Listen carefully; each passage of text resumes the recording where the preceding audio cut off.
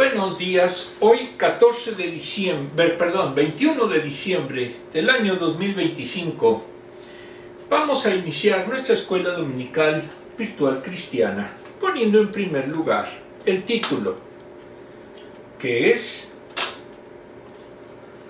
Cuando tu entendimiento o comprensión no son suficientes o se quedan cortos. Es la sesión 3 del material de Lightwave para adultos de la Convención Bautista del Sur. Vamos a iniciar precisamente con el texto, que es similar tanto en la versión en español como en la versión inglesa. Muy bien. Aplicación para la vida, idea central.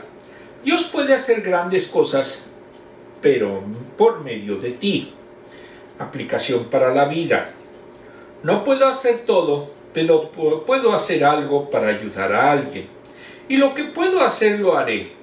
Estas simples palabras de una humilde servidora llamada Oceala McCarthy de Hattiesburg, Mississippi. Ella vivió su vida entera en la pobreza. Pasó la mayor parte del tiempo lavando ropa a mano. A pesar de ganar muy poco, vivió frugalmente, ahorrando todo lo posible.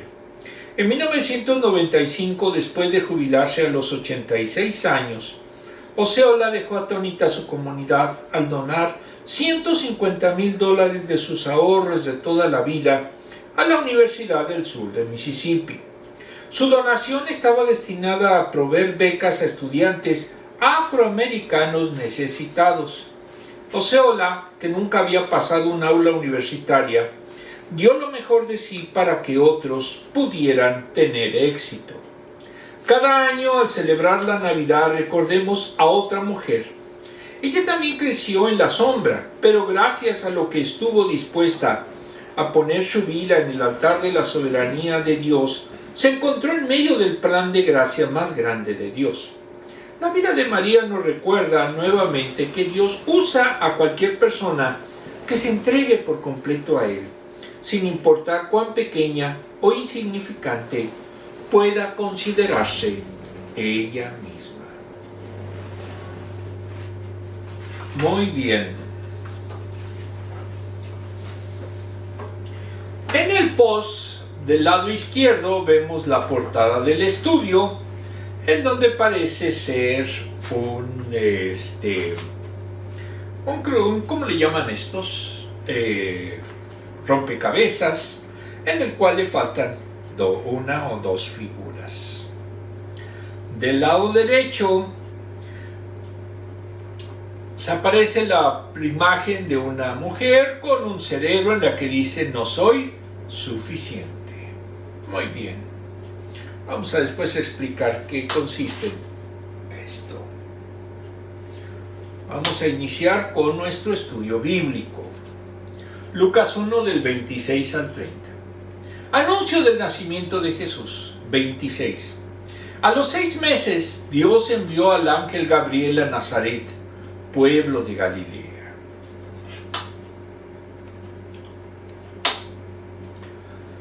27. A visitar a una joven virgen comprometida para casarse con un hombre que se llamaba José. José, o en inglés es Joseph, descendiente de David.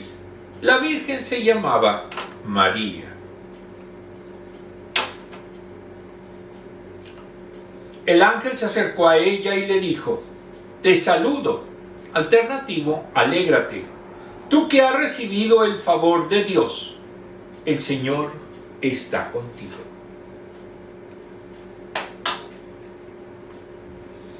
29. Ante estas palabras, María se perturbó y se preguntaba qué podría significar este saludo.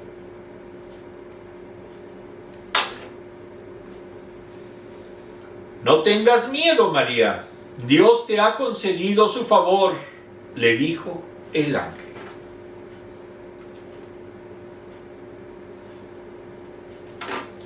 Esto es una representación, no sabemos ni cómo era María, ni mucho menos cómo era un ángel. De hecho, no sabemos cómo es un ángel.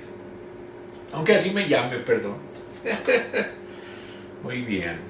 Vamos a iniciar. Contexto, versículo 26. Esto es tomado del libro, estamos viendo Lucas, ¿sí, verdad? Lucas de Samuel Pérez Millós, editorial CLIA. El relato se data relacionándolo con la concepción de Juan el Bautista, de modo que el sexto mes es el correspondiente al tiempo de embarazo de Elizabeth. Quiere decir que cuando se produjo la anunciación, faltaban más o menos 3 meses para que se produjera el nacimiento de Juan.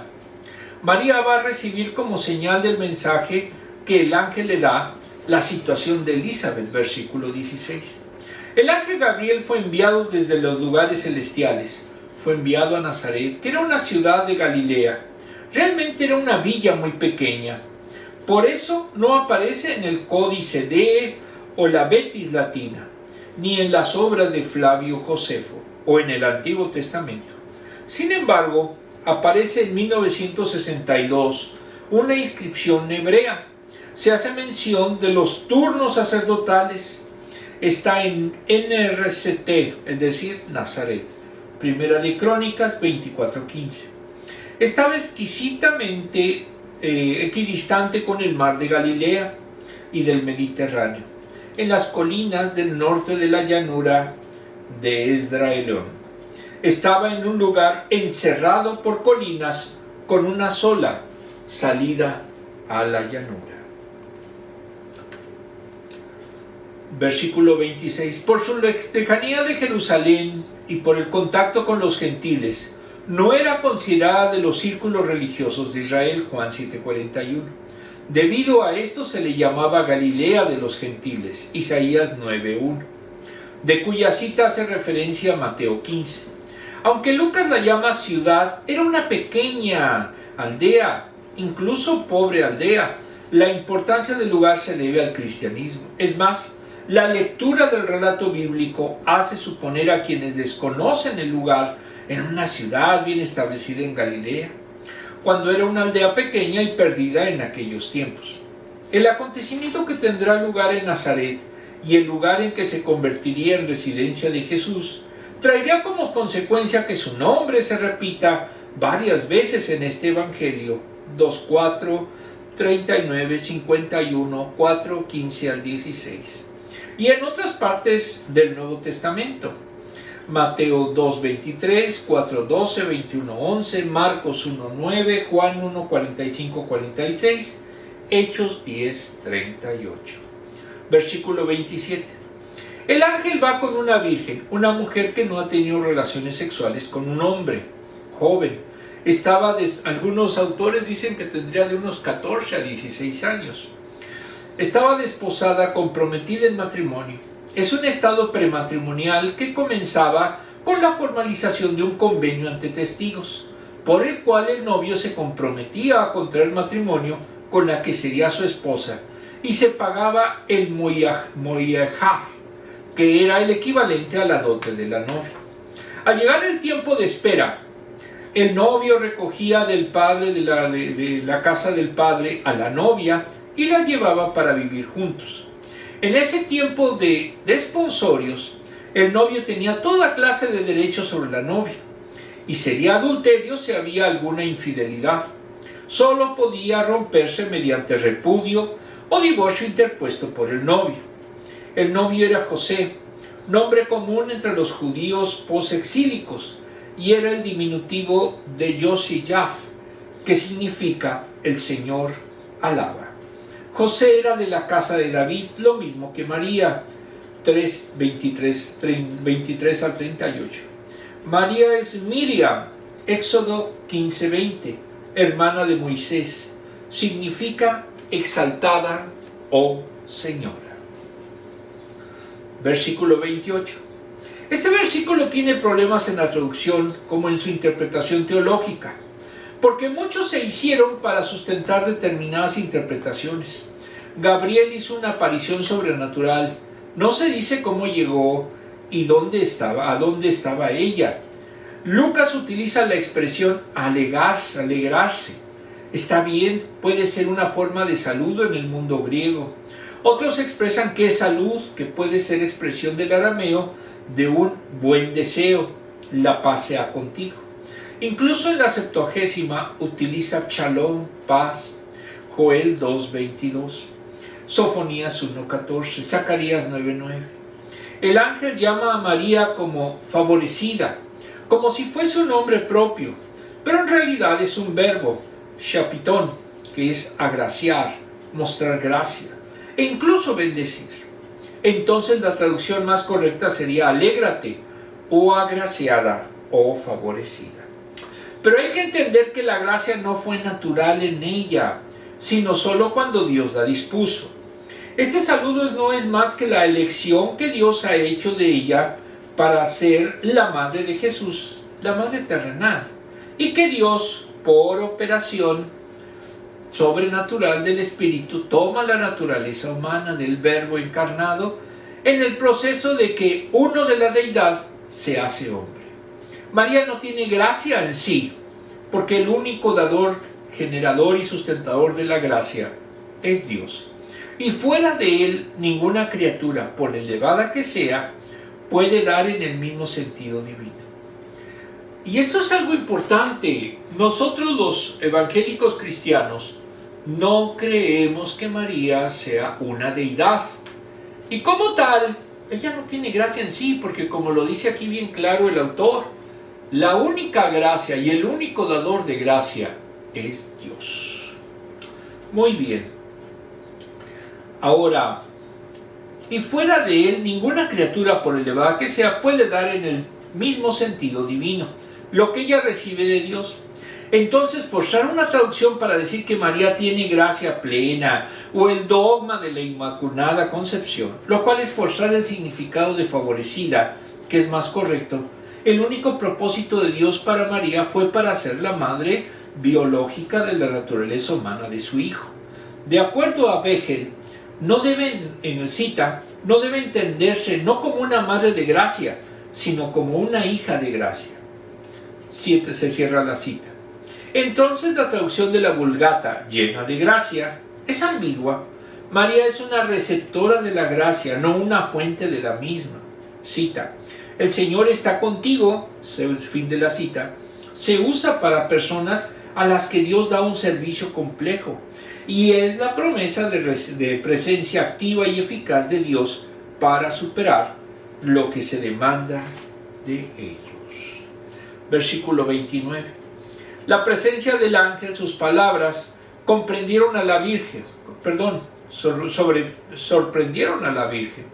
de manera que se sobresaltó por esas palabras del ángel en su saludo. De acuerdo a la traducción rabínica de la época, los hombres no debían saludar nunca a una mujer que no fuese la suya. María se extrañó de esa situación. No entendía por qué le llamaba favorecida, agraciada, a una muchacha próxima al matrimonio. En el tiempo de desponsorio, de condición humilde, de una pequeña aldea, sin importancia en el norte de Israel, no aceptaba darle el significado de que esas palabras podían tener. Máxime que se le señalaba objeto del favor divino. Y ellos se preguntaban cuál era la naturaleza de ese saludo. Versículo 30. La turbación de María era conocida por el ángel, equivale a alégrate. En lugar de temor debería tener alegría. Y le aclara el sentido de lo que le dijo en el versículo anterior, con el objeto de que el temor reverente que se produce en el hombre por la presencia sobrenatural de un ser celestial es anulado con las palabras del ángel, ya que Dios le había distinguido con su gracia, o le ha concedido su favor, que es una traducción más correcta. La gracia o favor es el amor de Dios en descenso para la salvación. La gracia o favor no se alcanza por méritos, porque es un don divino, Efesios 2, 8 y 9. María era objeto de la gracia o favor divino, que no es otra cosa que la eligió para ser madre del Verbo encarnado. Dios la dota de gracia y se la otorga. Y esto remonta al plan eterno de redención, Gálatas 4:4. Y María es instrumento en manos de Dios.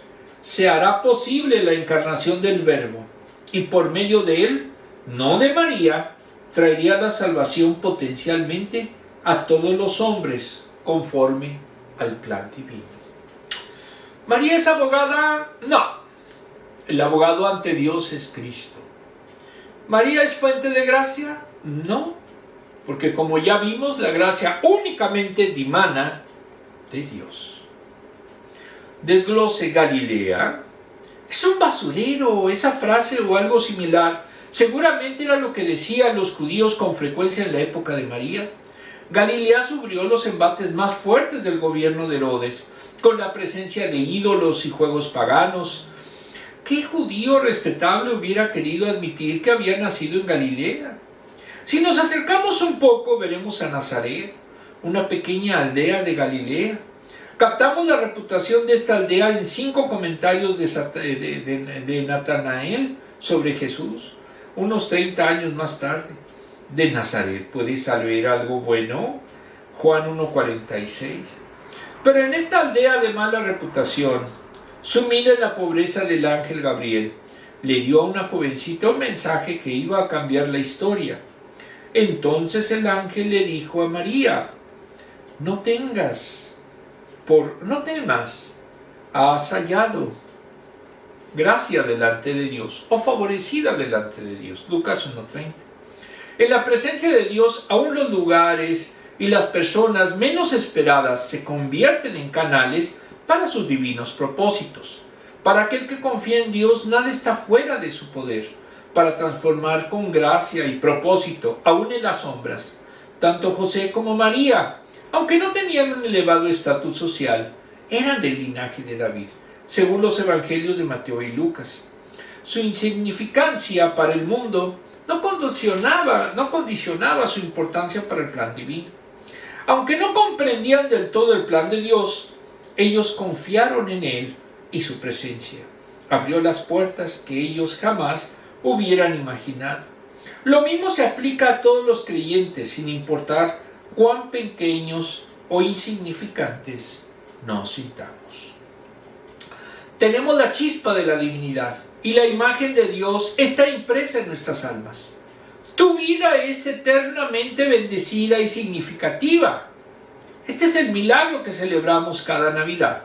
Vemos este concepto a lo largo del Nuevo Testamento. Primero, porque todos son guiados por el Espíritu Santo.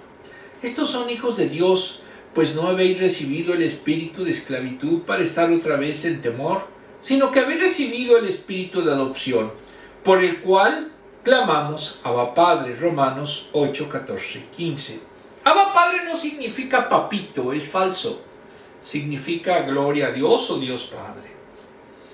Segundo, pero cuando vino el cumplimiento del tiempo, Dios envió a su Hijo, nacido de mujer y nacido bajo la ley, para que redimiese a los que estaban bajo la ley, a fin de que recibiesen la adopción de Dios. Gálatas 4, 4 y 5. 3. En amor, habiéndonos predestinados para ser adoptados hijos suyos, por medio de Jesucristo, según el puro afecto de su voluntad. Efesios 1, 5. 4. Mas a todos los que le recibieron, a los que creen en su nombre, les dio potestad de ser hechos hijos de Dios. Juan 1, 12.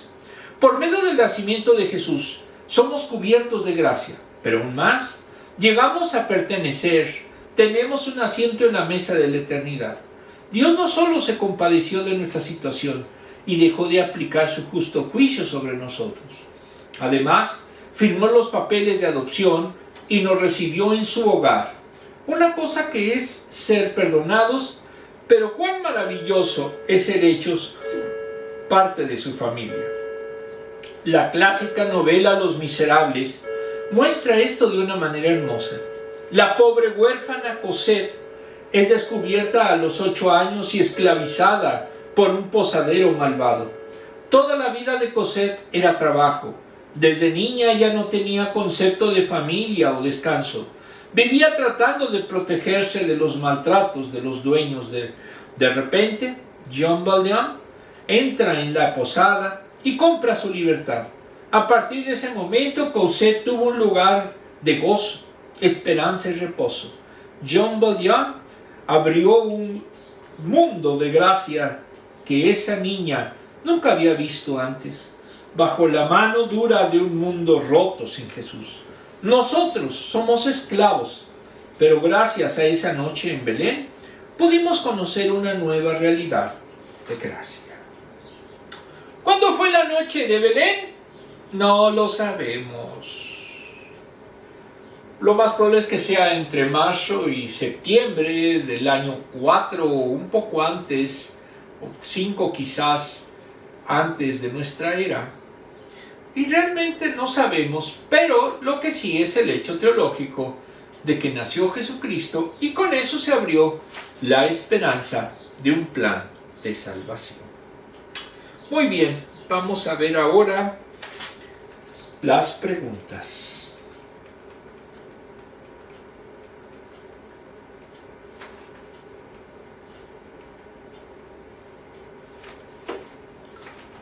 ¿Cuándo te ha sorprendido recientemente una noticia que te haya hecho sentir bien?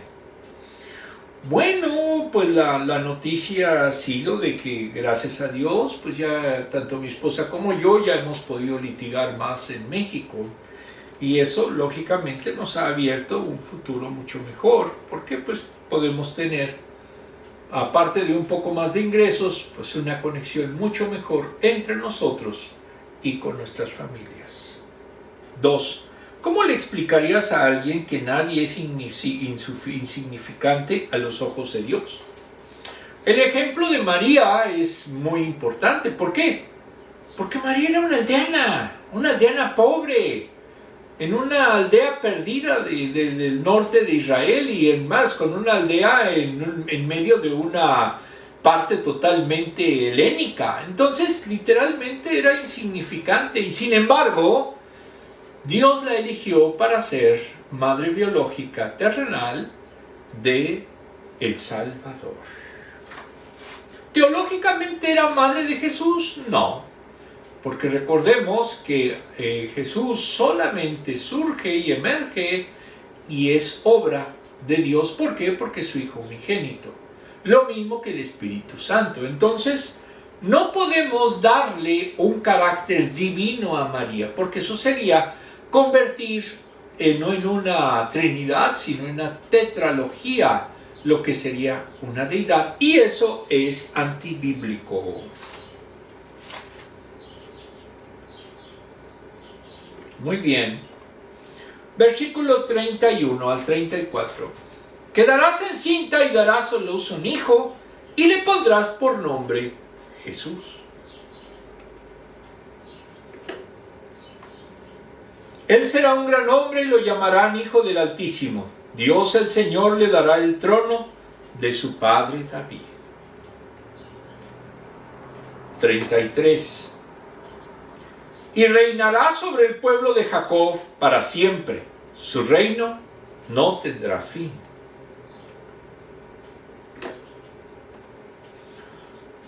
¿Cómo podría suceder esto?, le preguntó María al ángel. Puesto que soy virgen, literalmente no conozco a hombre.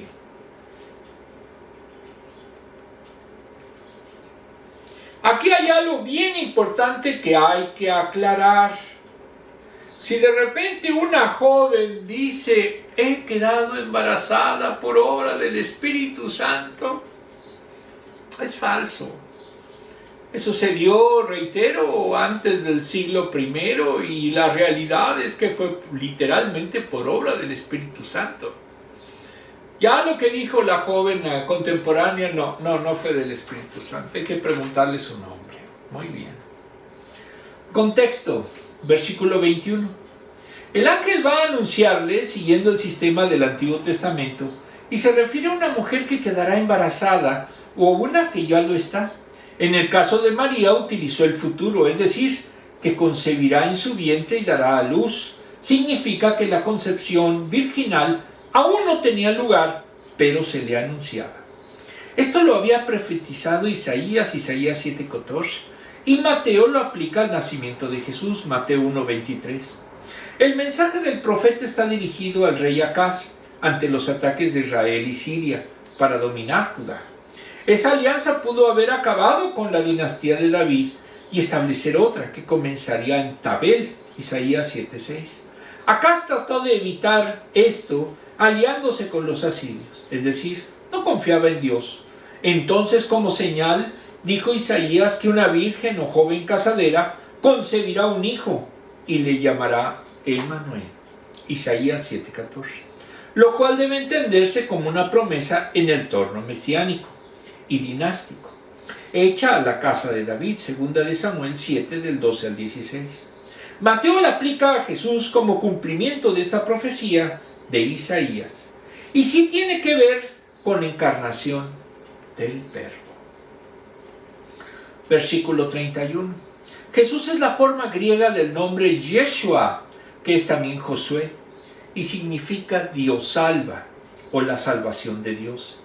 Mateo agrega, porque él salvará a su pueblo de sus pecados, Mateo 1:21.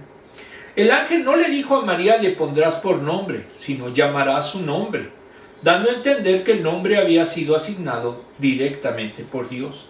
Y con esto da a entender el carácter perpetuo del Salvador, propio de Jesús, junto con la iniciativa divina en la obra de salvación. El nombre es el título de dignidad universal, y como decir Pablo, al decir que Dios lo exalta hasta lo sumo, y le dio un nombre que es sobre todo nombre, para que en el nombre de Jesús se doble toda rodilla, de los que están en los cielos y en la tierra, y debajo de la tierra, y toda lengua confiese que Jesucristo es el Señor, para gloria de Dios Padre. Filipenses 2, del 9 al 11. Versículo 32. Al anuncio siguen las características personales que le son propias de Jesús y son: primero, será grande, tanto en el cielo como en la tierra, será rey, se sentará en el trono de David. 2, Hijo del Altísimo, será grande en el plano de la deidad por condición personal, por la relación paterno-filial que se establece con el Altísimo. Es también un título cristológico que equivale a Hijo de Dios. Es importante decir que Dios no nace de una relación sexual entre Dios Padre y una mujer, no, eso no es cierto, sino que surge precisamente como espíritu y surge del espíritu mismo. Es decir, el espíritu mismo no necesita tener una pareja, una mujer. ¿Por qué? Porque el espíritu de Dios Padre, Dios Hijo y Dios Espíritu Santo no son seres humanos, sino que son seres celestiales, espirituales, y no tienen la naturaleza que nosotros tenemos. Entonces no podemos decir que forzosamente tuvo una pareja. No es cierto. Muy bien. 3. Le dará el trono de David, refiriéndose a su descendencia, 3:32. La expresión de trono de David es una referencia al reino mesiánico que Dios estableció en el pacto con David, segunda de Samuel 7:16. Incluye 1. La perpetuación de su casa, es decir, su posteridad. 2. La existencia de un trono que será perpetuo. 3. La realidad de un reino, esto es, una esfera de gobierno. Y 4. La perpetuidad del reino. Este pacto es recordado aquí a María por el ángel, y ese reino de Jesús será perpetuo. Hechos 2, 29 al 32, 15, 14 al 17. Y es la dimensión externa del reino de Dios. Versículo 33. Versículo 33. El reino del Mesías tendrá una expresión definitiva sobre la casa de Jacob, que se usó en el Antiguo Testamento, Éxodo 19:3, Isaías 2 del 5 al 6, 8:7 y 48:1, y es parte de la promesa que le hizo sobre su linaje, segunda de Samuel 7:12. Y los judíos esperaban el cumplimiento de esta promesa en la persona del Mesías, y se imaginaban a un rey glorioso que vencía a todos sus enemigos y haría de la nación el núcleo del gobierno del mundo. La presencia de Jesús como hombre no fue reconocida como el Mesías. Sin embargo, Dios determinó en su soberanía que el reinado sobre la casa de Jacob, en cumplimiento de esa profecía, y ese tiempo se conoce como milenio, cumplirá los pactos y promesas con Israel a través de su remanente fiel. Se habrá convertido a Dios de corazón como también aparece en Salmos 89, 34, 37. Isaías anunció que lo dilatado de su reino y la paz no tendrá límite, Isaías 9:7. Daniel anunció a uno, como a un hijo del hombre, que tendrá un reino que no será destruido, Daniel 7:14. Miqueas dice que Dios reinará desde el monte de Sión para siempre, Miqueas 4:7. Esto es lo que le recordó el ángel a María, la función mesiánica que ejercitará el Hijo del Hombre que nacería de ella y en quien llamó Hijo del Altísimo. ¿Cuándo se dará ese milenio? Como lo dice Apocalipsis, cuando llegue el Mesías, después de que haya arrebatado a su iglesia y llegue a establecer su reino en la tierra. Muchos no consideran ese milenio. ¿Por qué? Porque como hombres quieren ver lo que ellos piensan que deba de ser, pero no analizan la Escritura. Y si la Escritura dice que va a haber un milenio, entonces va a haber un milenio, aunque no lo quieran. Versículo 34. María reaccionó en cómo podría concebir y posterior alumbramiento antes que llegase el tiempo establecido con José en el contexto del responsorio. Además no conocía varón, que además es una frase típica en el entorno judío, para referirse a la virginidad. Es decir, no había tenido relaciones sexuales con un hombre. En el orden natural le hacía ver que que solo era posible concebir un niño mediante la unión sexual con un varón. Ella aceptaba el plan divino, pero quería saber de quién sería concebido, ya que el ángel le mencionó a su futuro esposo. Pareciera que la boda con José era distante, ya que este último tuvo que ser impulsado y tomar a María por esposa, a pesar de que ella estaba encinta, Mateo 1:18. Esto no implica que ella hiciera un voto de virginidad como dice Fitzmayer. Cita: si realmente era de esa opinión, ¿por qué se le presentó como prometida a un hombre? Dada su condición personal de novia y en un ambiente como el del Antiguo Testamento, en el que la familia y la prole gozaban de tan alta estima. Salmo 128:3. Lo más lógico que sus expectativas fueran las normales de toda joven de su raza. Es decir, crear una familia con todas las consecuencias. Conviene notar por último que el voto de virginidad es absolutamente desconocido en el Antiguo Testamento. Fin de la cita. Por eso no podemos hacer una exégesis desde la dogmática, sino debe de ser desde la gramática, para no generar problemas, porque en muchas ocasiones es preciso hacer decir al texto lo que no dice, o si se prefiere, desde lo que pretendemos que diga.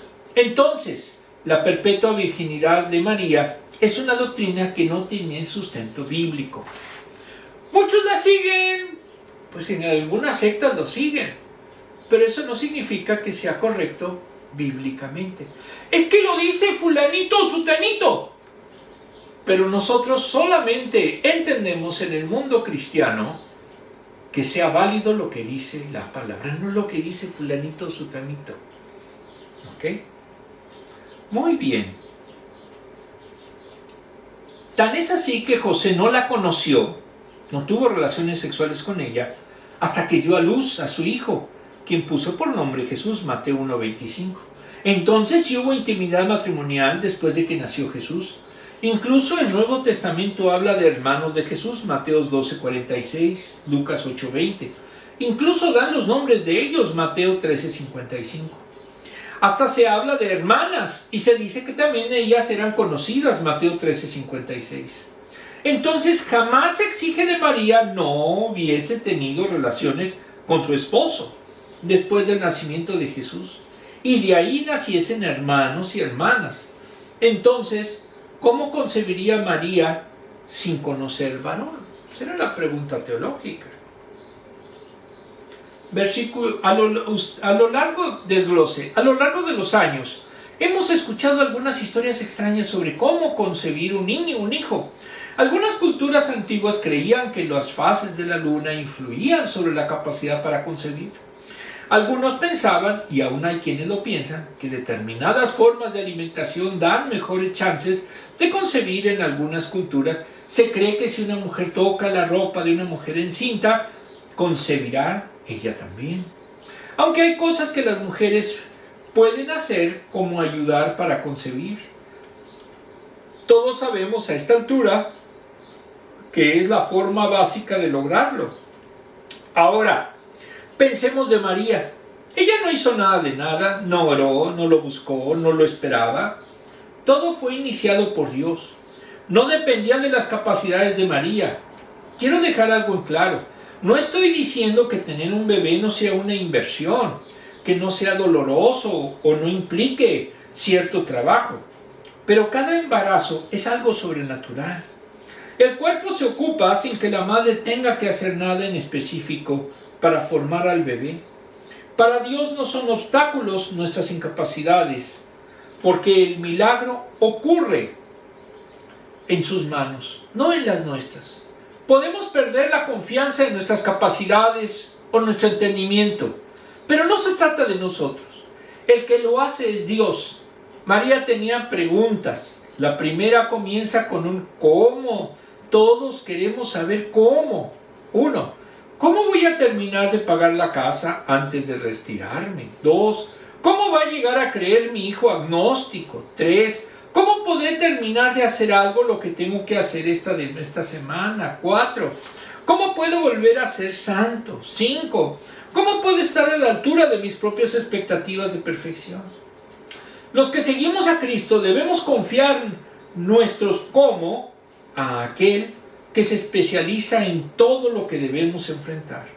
Me encanta que Lucas haya incluido la pregunta de María en su evangelio, porque si ella hubiera salteado la pregunta y pasado directamente a cantar su legendario Magnificat, Lucas 1, 46 a 55, todos nos sentiríamos bastante intimidados.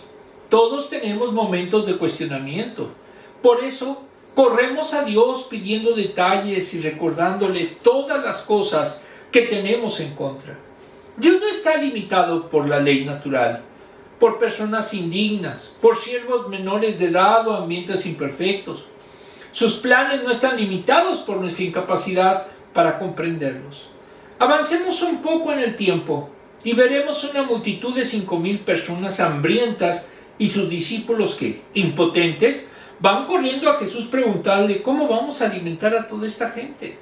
Le preguntaron. La respuesta de Jesús fue clásica: dadles vosotros de comer. Lucas 9:13. Jesús involucraba a personas comunes en cosas muy fuera de lo común y aún lo hace. Le llevamos a Él nuestras preguntas de cómo y Él con ternura nos señala a nosotros mismos. Nos da poder para hacer las cosas santas, aun cuando nuestros recursos, nuestros talentos y nuestras circunstancias no son las mejores. Dicho sea de paso, nuestras circunstancias nunca serán las mejores o idóneas. Vamos a ver la siguiente pregunta.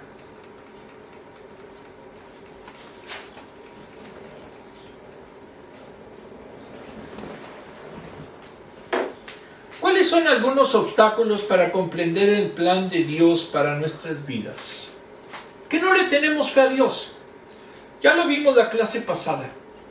Nosotros nos sentimos a veces muy autosuficientes, pero la realidad es que nos hace falta fe y confianza en Él para poder realizar los planes a los que está señalada nuestra existencia, a los que debe de estar consagrada nuestra vida. Muy bien, vamos a continuar ya los últimos versículos. Del 35 al 38. Versículo 35. El Espíritu Santo vendrá sobre ti y el poder del Altísimo te cubrirá con su sombra. Así que el santo niño que va a nacer lo llamarán Hijo de Dios. También tu pariente Elizabeth va a tener un hijo en su vejez. De hecho, la que decían que era estéril ya está en el 6º mes de embarazo. 37. Porque para Dios no hay nada imposible.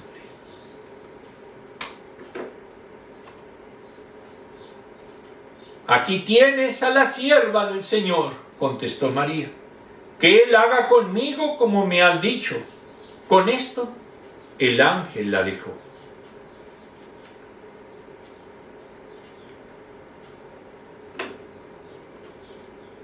Imaginemos que así sería, pero recordemos que no sabíamos exactamente cómo fue esa escena. Contexto, versículo 35. La pregunta fue respondida inmediatamente, y revelándole el ángel la concepción de Jesús, el Hijo de Dios encarnado, la primera parte de la concepción virginal. Jesucristo es un milagro divino en sí, producido por la acción directa del Espíritu Santo, es decir, por una persona de la Trinidad. Es la personificación del amor intratrinitario del Padre y del Hijo, y como tal, es distinta de las otras dos personas. Al ser un enviado, Juan 14:26, entonces esa concepción es el resultado de una operación divina llevada a cabo por la tercera persona de la deidad, el Espíritu Santo. Vendría sobre ella como la nube cubría el santuario. Así el Espíritu se manifestaría sobre María para dar inicio al proceso de la concepción. El segundo paso se daría cuando el poder del Altísimo cubriría a María con su sombra. La referencia sigue siendo aquí al Espíritu Santo. El poder divino haría posible el milagro de la acción por la que María quedaría encinta. Se describe cómo cubrir con su sombra. Esto no significa que el Espíritu sea el Padre de Jesús, sino instrumento divino mediante el cual se produce la manifestación de la omnipotencia de Dios, haciendo un milagro. El concebido no existe fuera de la persona del Verbo en unión hipostática, y el Verbo como Hijo tiene solo un Padre eterno, que es la primera persona de la deidad, 2:49. María no tendrá parte activa en la concepción de su Hijo. Jesús, Dios fue el que se la seleccionó a quien fuera madre biológica de Jesús y en quien producir la concepción. Dios no pidió autorización por lo que va a suceder. Simplemente lo comunica a la mujer escogida para ello y cierra su respuesta diciendo que lo que va a concebir es santo y por eso llamado Hijo de Dios. Esa santidad tiene dos explicaciones. Uno, surge de la concepción del Espíritu Santo. El Espíritu va a ungirlo, consagrarlo, santificarlo y preservarlo de toda mancha a ese embrión humano que se formaría en el vientre de María. Entonces, a ser concebido por voluntad humana, sin voluntad humana, es preservado del pecado original y es absolutamente santo. Juan 1:3. Y dos, la santidad está basada en la ausencia de un padre. Entonces, padre humano. Entonces, si el pecado se transmite por el varón al engendrar un hijo, por lo tanto, como no hubo esa relación en el caso de la concepción de Jesús, no podía tener pecado. Pero la Biblia enseña que el pecado es heredado por padres a hijos, tanto por parte de la madre como del padre. Salmos 51:5. No podía tener padre humano por su condición divina humana, ya que solo tiene un Padre eterno, y es el unigénito del Padre eterno, Y en segundo lugar, porque en la ascendencia de Jesús hay un rey llamado Jecomías, sobre el que pesa un castigo divino. En la ascendencia de José hay un rey llamado Jecomías, sobre el que pesa un castigo divino en el que ninguno de sus descendientes se podía sentar en el trono de David. Jeremías 22:30. De modo que si José hubiera concebido a Jesús, este no hubiera podido ser rey. Después de la concepción vendría la gestación y finalmente el alumbramiento de Jesús. El hombre es visitado por Dios revestido de humanidad, sino también en el plano divino. Por el uno de la Santísima Trinidad, deviene a la condición de hombre, haciendo suyas las limitaciones, problemas, tentaciones, sufrimientos y lágrimas de la criatura. Versículo 36. El ángel va a dar a María una señal de referencia para confirmar la fe de ella, Elizabeth, que era parienta de ella, sin saber qué grado se tenía. Elizabeth, había concebido un hijo en su vejez. Esto por omnipotencia de Dios, que realizó un milagro asombroso, eliminando la esterilidad y superando el impedimento de una edad avanzada. Ambas mujeres darían cada una a un hijo varón. El ángel detalla que ya se había cumplido el 6º mes de gestación, a lo que estuvo guardado 5 meses, ahora se devela. El milagro se hace notorio. Entonces Jesús y Juan el Bautista eran parientes, al menos en el aspecto de la familia. Versículo 37. La frase literalmente dice: porque no será imposible para Dios ninguna palabra, y que debe de traducirse: ninguna cosa será imposible para Dios, porque no hay para Dios ninguna cosa difícil. Génesis 18:14. Job dijo que él conocía que todo lo puede. Job 42:2. El ángel a María que lo que es imposible para los hombres es fácil para Dios. La soberanía de Dios lo permite hacer como quiera. Salmos 115:3, Jeremías 32:17. Versículo 38. El diálogo entre el ángel y María concluye cuando ella se declara sierva o esclava del Señor. No hay reproche alguno. Ella se somete voluntariamente, sin duda, gozosa al propósito de Dios. El esclavo era considerado como un objeto que dependía de todo de quien era el amo. María no es una esclava en el sentido humano de la palabra, pero lo es del Señor. Su expresión es un eco lejano de que dijo a Ana, la madre de Samuel, cuando hablaba a Dios en oración y se llamó su sierva, 1 Samuel 1:11. El creyente que acepta su señoría no puede ser otra cosa que siervo. Sabía que todo cuanto él hiciese sería conforme a sus perfecciones y bondad. La voluntad de Dios debe de ser considerada como algo deseado, porque es un acontecimiento bendecido. Era un asentimiento a lo que Dios deseaba hacer por medio de ella. Pero no se trata de un permiso. El ángel solo le comunicó cuál era la voluntad divina. Propiamente era una imposición divina. El ángel sale de su presencia del mismo modo como se había manifestado. Entonces la pregunta teológica: ¿tenía poder divino María? No. Todo era derivado y en acatamiento a la voluntad de Dios. Reflexión. Del libro Teología Pop de Lucas McMinn, editorial CLIE, tomamos el estudio Cristianos Reunidos, una promesa olvidada en el tiempo, de Joseba Prieto, parte 5 y última. Un ingrediente fundamental ante el diálogo, decía C.S. Lewis, cita, no es a nosotros a quienes nos corresponde decir quién está o no está más cerca del Espíritu de Cristo. Nosotros no vemos en el corazón de los hombres, no podemos juzgar. Fin de la cita. Un gran obstáculo en el camino hacia la unidad es precisamente la pretensión de creernos en posesión de la verdad absoluta. No hay mayor tentación para el creyente que la de encontrar a Dios entre las 4 paredes de su cosmovisión, tradición o confesión teológica particular. Como antídoto a esa autosuficiencia, el apóstol Pablo nos recuerda algo fundamental. Cita: ahora, en efecto, nuestro saber es limitada nuestra capacidad de hablar en nombre de Dios. Fin de la cita, 1 Corintios 13:9. Esta cura de humildad nos ayuda a recordar que somos aprendices de la fe. Nuestra perspectiva es limitada y esa es una muy buena razón para estar abiertos al diálogo y al aprendizaje continuo. La mirada del otro me enriquece. Cada confesión cristiana tiene algo valioso que aportar, algo que suple las carencias de mi propia perspectiva y tradición teológica. Frente al ministerio de Dios que nos trasciende, una actitud humilde resulta ser un ingrediente fundamental. Hans Kuk escribió, cita, quien puede hablar en varias lenguas, escucha una sinfonía de donde otros oyen una cacofonía. Fin de la cita. En muchos sentidos, la llamada de Jesús a la unidad nos impulsa a adoptar una mirada universal, más allá de nosotros mismos, para hablar de esta diversidad reconciliada. Aquellos primeros cristianos empleaban el término griego dikoumene, la fe ecuménica.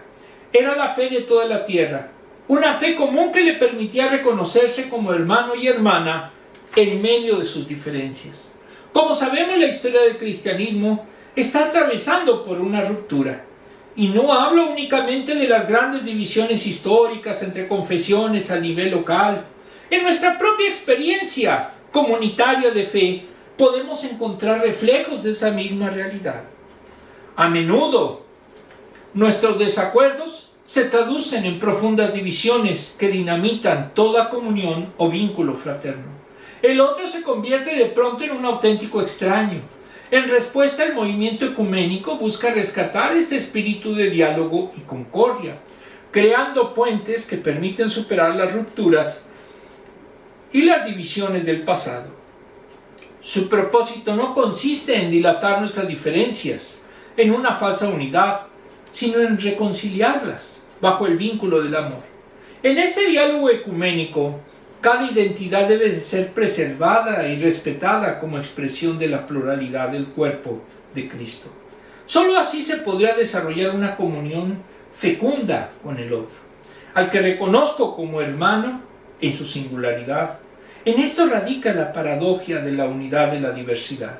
Tristemente, en nuestros días, el diálogo ecuménico parece recibir más rechazo que acogida por parte de los cristianos, asediados por un cóctel de desconocimientos, prejuicios, indiferencias y miedo. La palabra ecumenismo es demonizada sin cuartel, y mientras tanto, la promesa de nuestro Maestro permanece olvidada en el tiempo. Cristianos, reuníos. Peter Parker decía, cita, no se puede el amigo y vecino Spider-Man si no hay vecinos. Fin de la cita. Ciertamente, en los orígenes del movimiento ecuménico nos encontramos con una profunda preocupación por la misión. El proyecto de salvación integral al que Jesús nos convoca. En el siglo XIX, mientras servían en lugares de África y Asia, nuestros hermanos protestantes experimentaron en carne propia el efecto negativo de las divisiones del cristianismo. Proyectaban sobre la misión una misión común a la que un mismo Jesús los estaba llamando, independientemente de su confesión o tradición teológica. Esa confesión fue la que los impulsó a derribar los muros y a trabajar activamente por la unidad de los cristianos. Una casa dividida contra sí misma no puede resistir. Al igual que los vengadores de Civil War, los cristianos también llegamos a olvidar el propósito para el que fuimos llamados. Ante los desafíos socioculturales de nuestro tiempo, nos enfocamos en pequeñas guerras civiles. Perpetuamos nuestras divisiones y profundizamos aún más la brecha de separación. El fenómeno de la polarización parece infiltrarse en el camino de la fe, generando constantes rupturas y desencuentros. Mientras tanto, la alternativa cristiana se dibuja en el horizonte. La misión permanente en espera frente a la eterna tentación de encerrarnos entre las cuatro paredes de lo ya conocido. La llamada del Maestro sigue saliendo a nuestro encuentro, invitándonos a abrazar la paradoja. Su voz nos recuerda que separados de Él nada podemos hacer. Pero, ¿dónde estaría el cuerpo de todo Él? Se redujese a un solo miembro, 1 Corintios 12:19. Ante esta realidad, el ejemplo de las primeras comunidades cristianas nos interpela. Sentémonos a la mesa, dialoguemos y construyamos puentes en medio de nuestros conflictos. No nos conformemos con el monólogo de nuestra limitada verdad. Aprendamos a vivir en la tensión, en esa diversidad reconciliada. Unamos fuerzas para seguir desarrollando el proyecto de Jesús en este mundo. Este es hoy nuestro desafío. Eso es y será siempre nuestro llamado en el siglo XXI. La humanidad sigue anhelando buenas noticias. Hay una misión por cumplir. Hemos sido enviados al mundo como instrumentos de liberación y salvación. Pero no ganaremos solos esa batalla. La misión de Jesús nos convoca a todos por igual, seamos protestantes o católicos, ortodoxos o anglicanos. Thanos, en el mundo de los Vengadores, sigue campeando a sus anchas, extendiendo su dominio de muerte. Pero la buena noticia es que sus días están contados. Jesús ha vencido. Thanatos o Thanos ha sido derrotado. Ese mensaje despliega auténticos caminos de dignidad y de vida, de salvación y esperanza para la humanidad. Quizás haya necesidad de hacer ya un gran concilio, no del tipo católico, sino universal, para buscar a los cristianos que se reconcilien y vean exactamente cuál es lo que es la confesión de fe de Cristo, no la de una iglesia en particular.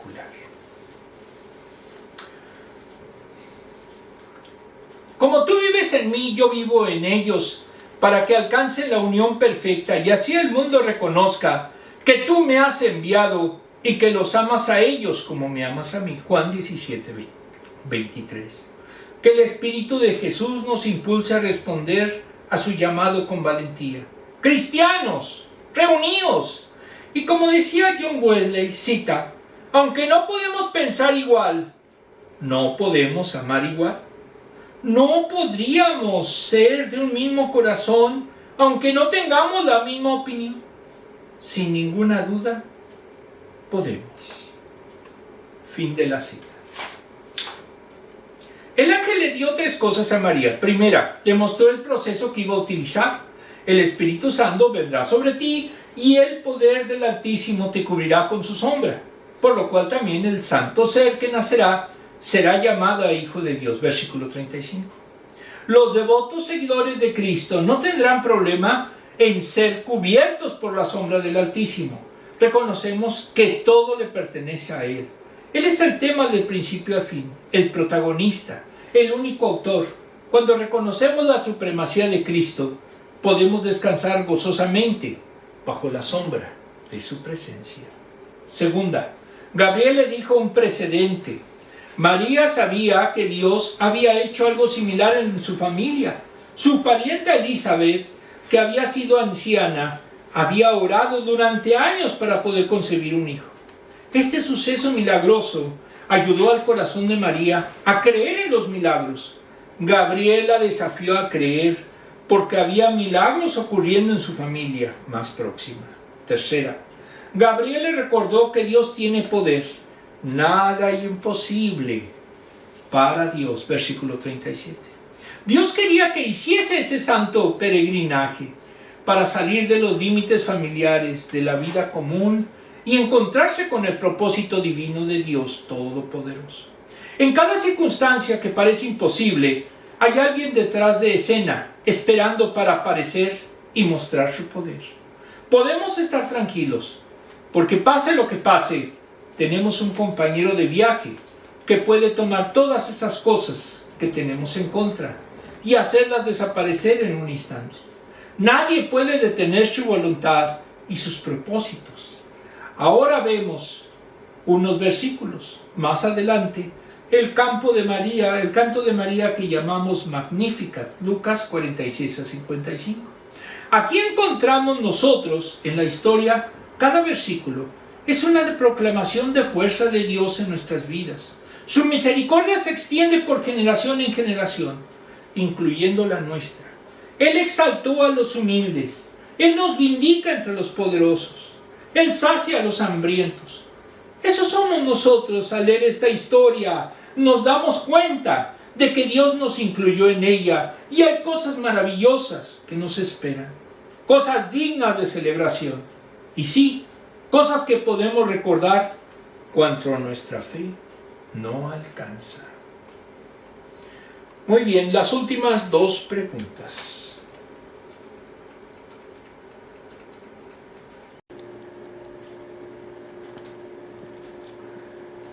Las preguntas correspondientes dicen lo siguiente. ¿Cuándo te has sentido confundido acerca de lo que Dios estaba haciendo en tu vida? Bueno, pues como se ha mencionado y lo he dicho en varias ocasiones, cuando en su momento tuvimos que venir a este país, en México, pues simplemente se nos persiguió políticamente y gracias a Dios pudimos estar aquí, por la ayuda sobre todo de mi esposa, y entonces ahora, pues ya, yo soy ciudadano y ella es residente. ¿Qué lecciones extraes del ejemplo de seguimiento fiel de María? María era una persona humilde, era una mujer joven y lógicamente la misión que Dios le encomendó no exigió su permiso, pero ella accedió a que Dios hiciera como Él considerara. Eso es ser fiel a lo que son los designios de Dios. Muy bien. Por último, todos. Lucas 1:45. Dichosa tú que has creído, porque lo que el Señor te ha dicho se cumplirá. Lucas 1:45. Vamos a hacer por último una oración. Amantísimo Padre, te damos gracias porque tú nos has concedido poder dar este mensaje para los que siguen la escuela dominical. Te damos gracias porque entendemos que tú eres antes que nada el dador de vida y el que tiene un plan perfecto para todos tus hijos. Te pido, Señor, que nos hagas en su momento comprender este mensaje y que lo apliquemos a nuestra vida, porque a fin de cuentas esa es la exégesis bíblica. Amantísimo Padre, todo esto te lo pedimos en el sagrado nombre de nuestro Señor Jesucristo. Amén. Amén. Nos vemos el próximo domingo.